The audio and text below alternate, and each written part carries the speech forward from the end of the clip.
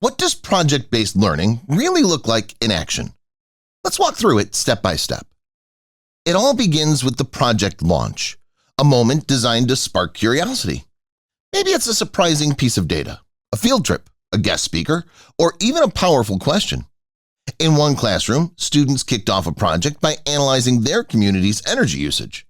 In another, a local chef visited to introduce a food systems project. Whatever the approach, the goal is to make students stop and say, "Wait, I want to know more." Next, students learn what the project is all about. Reveal or collaboratively define the context for the project, what will be created, and the question they'll ultimately answer by the end.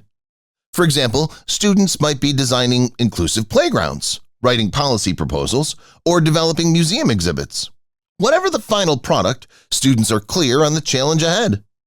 Then, students generate know and need to know questions. They name what they already understand and what they're still curious about. In a sustainability project, students might know about recycling but need to learn how waste impacts local ecosystems. In a civics project, they may know how laws are passed but not how citizens influence policy. Students may also be curious about the products. Questions may sound like, "What tools will we use to create our podcast?" Or, "How do I conduct research for the report?" These questions drive the learning forward and help ensure students are at the center of the work.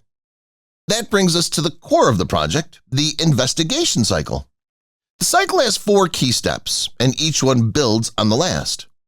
First, learning and investigation.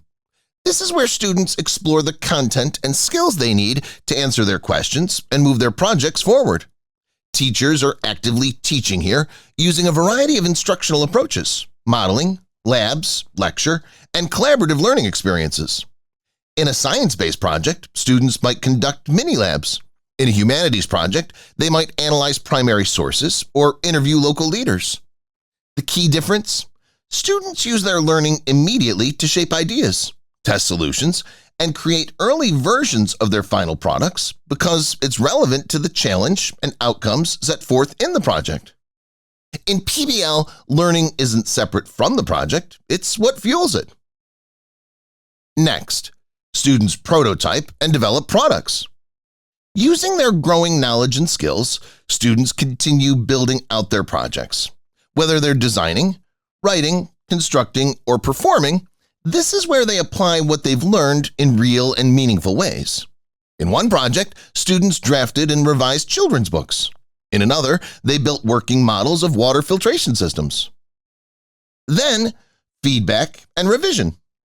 Students receive input from peers, teachers, and even outside experts.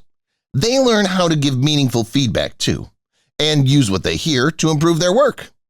Some classrooms host gallery walks. Others use peer protocols or bring in guest experts to review drafts.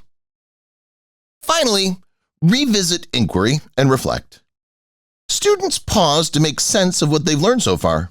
They reflect on their growth, raise new questions, and adjust their thinking. This might look like revisiting their know and need to know lists, journaling, or group discussion. This cycle repeats, often more than once, giving students time to explore, build, reflect, and refine. As the project wraps up, students begin preparing for the showcase. They practice sharing their work, explaining their thinking, and articulating what they've learned. This stage builds confidence and communication skills. Then comes the showcase itself. Students present their final products to an authentic audience, families, community members, school leaders, or end users.